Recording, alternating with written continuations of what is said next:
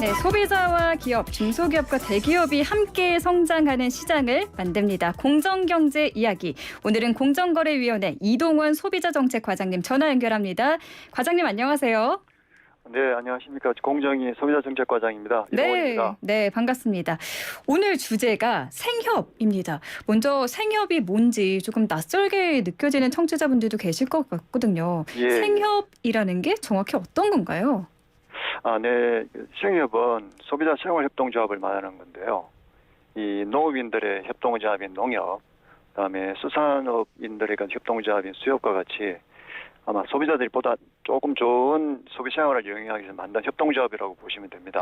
네. 뭐 예를 들자면은 주변에서 흔히 볼 수 있는 그 자연드림이나 한살림 이 아마 생협과 관련되고 있는 매장인데요. 네. 또 뭐 대학교 내에 있는 그 대학 생협들도 아마 예를 들을 수 있겠습니다. 아마 청취자 여러분들도 아마 지나가시면서 이런 생협 매장 한두 번씩 아마 보신 적 있을 것 같습니다. 저도 대학교 다닐 때 이 매장을 봤었고, 이 자연드림 예. 매장을 봤었고, 또 집 예. 근처에 있어서 또 몇 번 갔었거든요. 예. 근데 말씀하신 이런 매장들은 주로 유기농산물들을 파는 곳인 거죠? 예, 그렇습니다. 다만 이제 유기농산물 파는 부분들은 좀 생협들인데요. 네. 이 모두 이런 물품을 판매하는 건 아닙니다. 주변에 주로 이제 이런 직거래 매장들인데 의료 서비스를 제공하는 보건이나 의료 생협도 존재하고 있습니다. 그렇군요. 예. 의료 서비스도 이용할 수 있고 유기농산물을 구입할 수 있는 이런 생협을 좀 활성화하기 위해서 최근에 어떤 생협 제도 중에 몇 가지 바뀌는 부분이 있다고 들었거든요. 어떤 예. 부분이 바뀌나요? 예, 바로 오늘부터 시행이 되는데요. 몇 가지 사항이 바뀌었습니다. 네. 우선 생협이 비조합원한테 물품을 판매하는 것이 원래는 10%로 좀 제한돼 있었습니다. 네. 이 한도가 20%로 늘어났습니다. 생협이 비조합원인 소비자에게도 더 많은 양의 물품을 판매할 수 있게 된 것입니다. 이 비조합원이라는 게 생협에 가입을 하지 않은 마트나 시장 같은 일반 판매자를 뜻하는 건가요? 그렇습니다. 일반 소비자에게 말씀을 하는 겁니다. 조합을 가입하지 않은 일반 소비자를 이야기하는 겁니다. 네. 그리고 이제 두 번째로 이 비조합원한테 공급한 실적을 매 회계연도가 끝나면 1개월 이내에 시도지사나 공정거래위원회에 신고하도록 이렇게 되어 있는데요. 그 신고 기한도 1개월에서 3개월로 연장이 되었습니다. 마지막으로 아까 말씀드린 보건의료생협이 비조합원에게 제공한 의료 서비스 내역도 신고하는 규정이 있는데요. 이 규정이 참 조금 모호했습니다. 이 규정을 좀 더 명확하게 하고 별도 서식 양식도 마련하는 것을 들 수가 있겠습니다. 듣다 보니까 이 말씀해 주신 제도들이 조합원 중심으로 운영되는 생협이 비조합원들에게 물품을 더 좀 많이 판매할 수 있도록 편리하게 제도가 바뀐 것 같은데 예. 자, 이렇게 되면은 생협에게는 어떤 의미가 있을까요? 가장 먼저 들 수 있는 이점이라고 한다면은 조합원이 아닌 일반 소비자들한테 생협을 홍보할 기회가 많아졌기 때문에 이를 통해서 생협이 보다 아마 활성화될 수 있지 않을까 하는 점입니다. 네. 원래 생협은 조합원 중심으로 운영돼야 되는 게 맞거든요. 네네. 그리고 생협이 영위한 사업이 발전을 하려면 신규 조합원 주체가 매우 중요합니다. 그런데 일반 소비자 입장에서 본다면 생협을 직접 이용하기 전까지는 자기가 출자금을 내고 가입하는 것이 사실상 쉽지 않은 일이거든요. 그렇죠. 그래서 생협에서는 뭐 비조합 이용의 달 같은 이런 홍보 기간을 둬서 그 기간 동안에 비조합원들인 소비자들이 생협을 직접 이용하고 체험해 볼 수 있게 하고 있는 것이 현실입니다. 네네. 근데 지금까지는 이런 홍보 목적으로 비조합원한테 물품을 판매할 수 있는 한도가 전체 매출액의 한 10%로 한정이 돼 있었습니다. 네.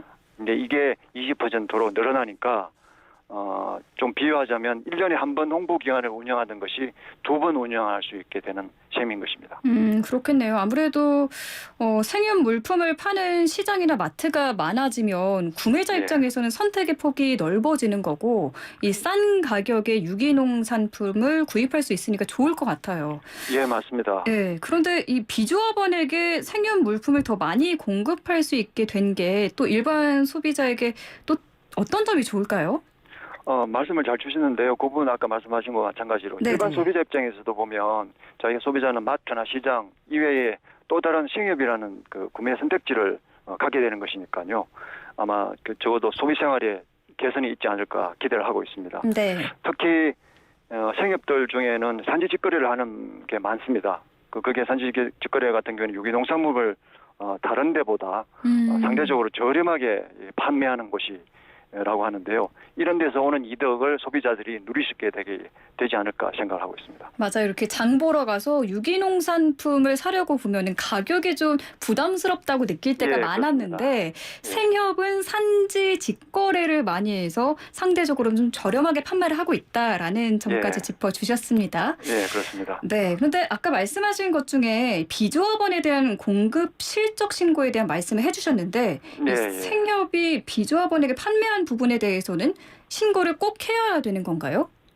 예, 조금 전 아까 말씀드렸다시피 생협은 조합원들이 출자금을 자본으로 하고 운영되는 것입니다. 네. 그래서 기본적으로 조합원들 대상으로 사업을 운영하는 것이 원칙입니다. 그래서 법에서도 비조합원에게 사업을 제공하는 것을 금지하고 있고 예외적으로 생협의 홍보나 운영의 원활을 위해서 일정 부분 허용해 주고 있습니다. 이제 그 한도가 이번에 20%로 늘어난 것입니다. 네. 그리고 이 생협들이 이러한 규정을 잘 준수해서 조합원들 중심으로 사업을 잘 운영하고 있는지, 그리고 법에서 정하고 있는 범위 내에서 잘 운영하고 있는지를 관리를 해야 되기 때문에 이 비조합원에 대해 공급한 내역을 지방자치단체인 시도나 공정거래위원회에 보고하도록 규정을 하고 있습니다. 네. 그래서 다만 이제 이번 기존 규정에서는 의료생협이 비조합원 공급 내역을 신고하도록 규정이 좀 명확하지 않아서 이 부분을 좀 더 적절하게 개정한 내용들입니다. 이 신고 기한도 연장을 하셨다고 했는데 연장하게 된 이유가 있을까요? 기존에는 비조합원한테 공급한 실적을 회계연도 경과 후에 1개월 이내에 신고하도록 규정되어 있었습니다. 네네. 근데 가만히 살펴보니까 이 조합원들은 통상 결산총회를 3월에 개최하거든요. 네. 근데 생협법의 회계연도 경과 후에 3개월 이내에 결산 보고서를 총회 승인을 받도록 하도록 되어 있습니다. 결국 이렇게 되면 양자가 시기에 안 맞게 되는 문제가 발생하는 것입니다.